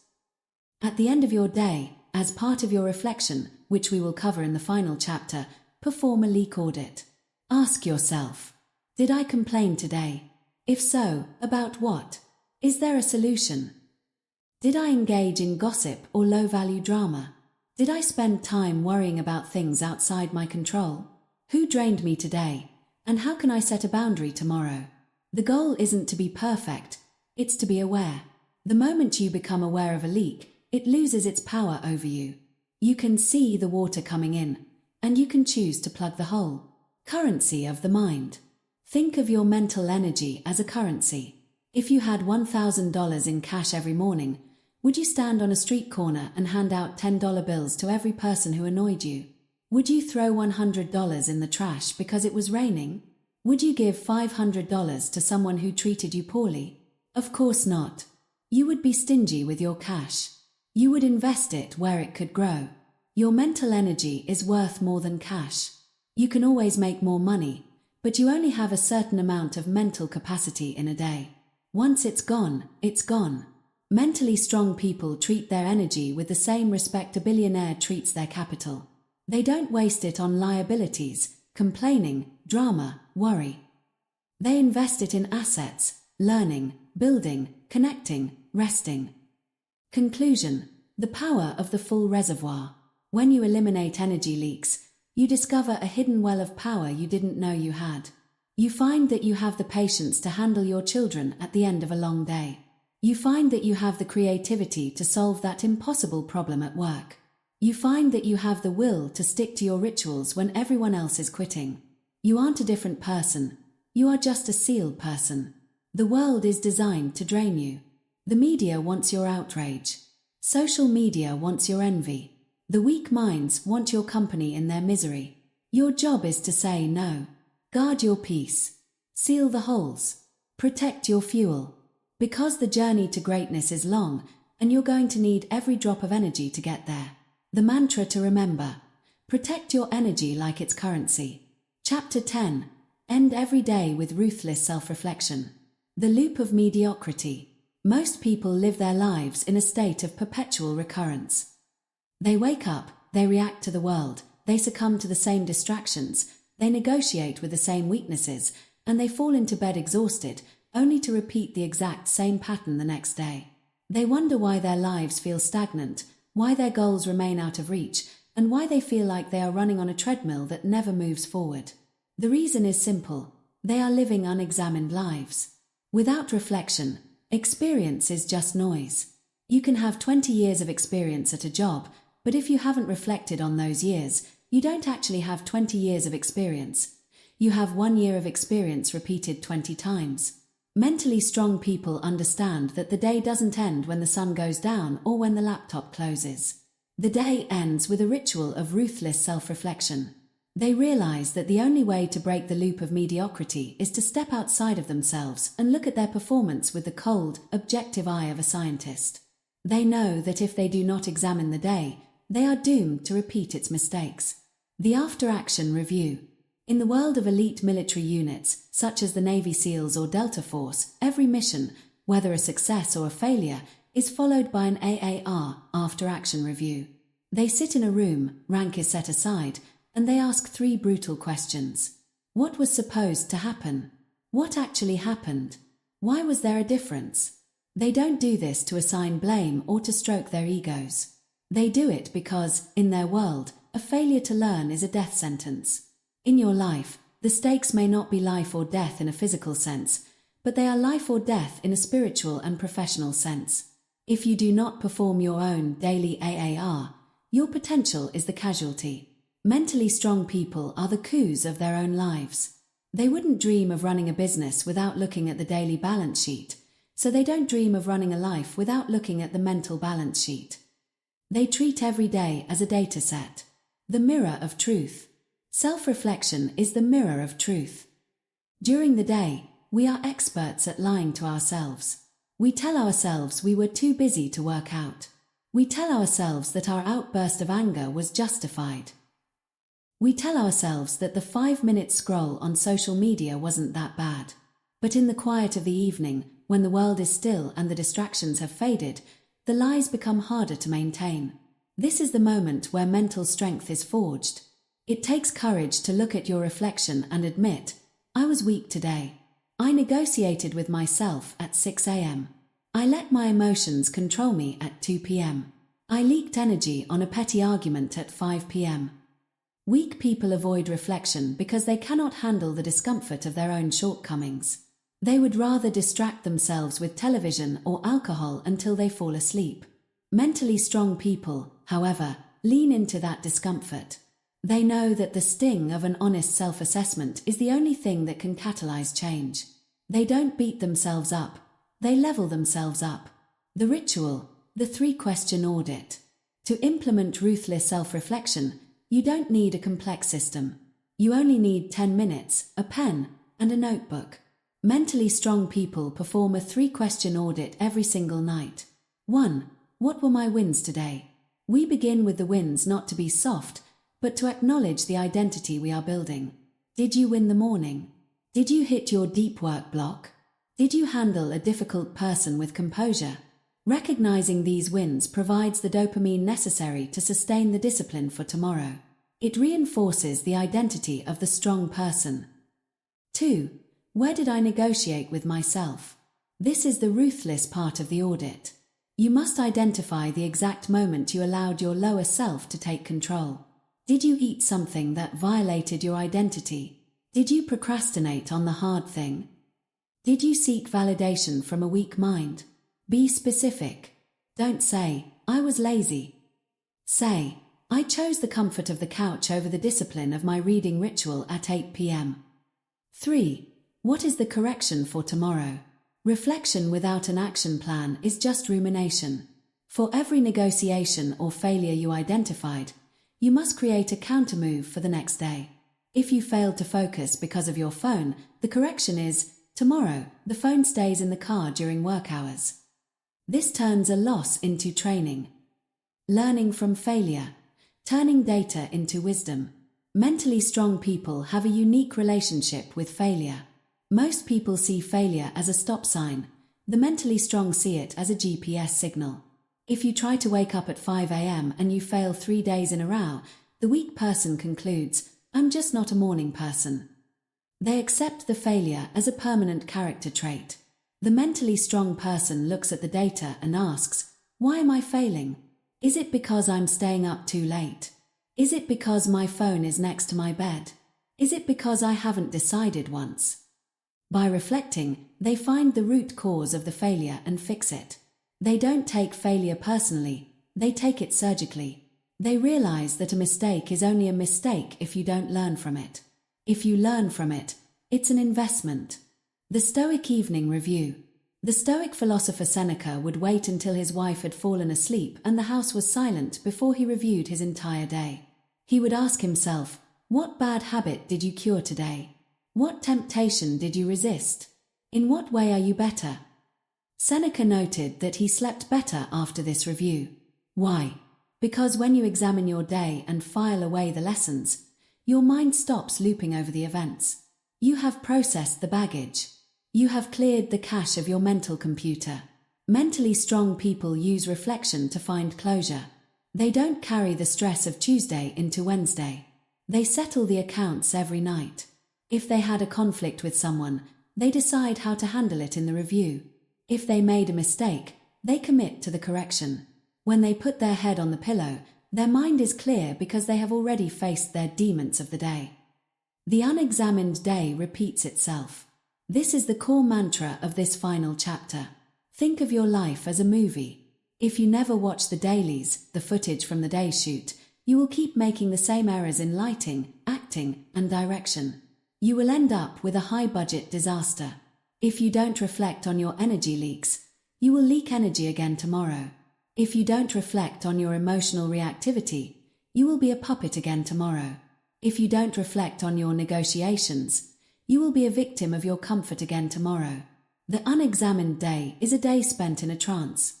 It is a day where you are not the driver, but the passenger. By reflecting, you wake up. You regain sovereignty over your actions. You realize that you have the power to edit the script.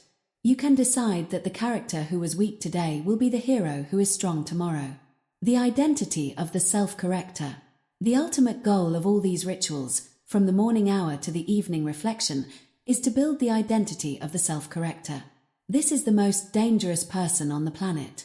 This is the person who cannot be defeated because every time they are knocked down, they analyze the fall, adjust their stance, and get back up stronger. You can beat them once, but you will never beat them the same way twice. When you make ruthless self-reflection a daily ritual, you become an optimization machine. You are constantly pruning the dead branches of your character and nourishing the new growth. You stop worrying about being perfect and start focusing on being better. Perfection is a static state that doesn't exist. Better is a dynamic process that never ends. Preparing the battlefield for tomorrow. The final part of the evening reflection is the pre-morning setup. Mentally strong people know that Chapter 1, Winning the Morning, is won or lost in Chapter 10. During their reflection, they look ahead to the next day's battlefield. They identify the hard thing they must do. They set their intention for the first hour. They visualize themselves moving through the day with composure and discipline. By doing this, they remove the decision fatigue from tomorrow. They don't wake up and wonder what to do. They wake up and execute the plan they made when they were in their most rational, reflective state. They are giving their future self a gift, the gift of clarity. The power of the journal. While you can reflect in your head, there is a magical quality to putting a pen to paper. Writing forces you to slow down. It forces you to articulate your thoughts clearly. It creates a physical record of your growth. Imagine looking back at your journal 6 months from now. You will see the patterns of your own mind. You will see that the things that used to trigger you no longer move the needle. You will see that the negotiations that used to last an hour now only last a second. This record is the ultimate proof of your mental strength. It is the story of your transformation. It is the evidence that you are no longer the person you used to be. Conclusion. The architecture of an iron will. We have traveled through the 10 rituals that define the mentally strong. You have learned to own your morning so the world cannot own you. You have learned to stop the dialogue with your own weakness. You have learned to master the gap between stimulus and response. You have learned to seek the resistance that builds the mind. You have learned to guard your attention as your most precious asset. You have learned to find validation within and move in silence. You have learned to become your discipline through identity. You have learned the power of the 1% and quiet consistency. You have learned to seal the leaks that drain your power. And now, you have learned to audit your life so that you never stop growing. These are not 10 separate things. They are a single, integrated system for human excellence. They are the rituals of the few who refuse to be normal. Mental strength is not a final destination. It is a daily practice. It is a choice you make when the alarm goes off, when the phone pings, when the insult is hurled, and when the night falls. It is a commitment to being the architect of your own character rather than a victim of your own biology. The world is designed to make you weak. It wants you distracted, emotional, reactive, and comfortable. It wants you to stay in the loop. But you now have the tools to break out. Tonight, before you sleep, open your notebook. Look at your day with ruthless honesty. Acknowledge your wins. Own your failures. Set your correction. And as you put your head on the pillow, remember, tomorrow is a new battlefield. And this time, you are ready. The mantra to remember. The unexamined day repeats itself. Final closing, audiobook outro. You have just finished the daily rituals of mentally strong people. You now possess the blueprint for an iron will. But remember, knowledge is not power, applied knowledge is power. The rituals you have heard will only work if you work. They will only change your life if you practice them when you don't feel like it, especially when you don't feel like it. The path of the mentally strong is not easy, but it is the only path that leads to true freedom. It is the path of sovereignty, purpose, and unshakable peace. Go out and win your morning. Go out and do the hard things. Go out and become the person you were meant to be. The world is waiting for your strength. End of book.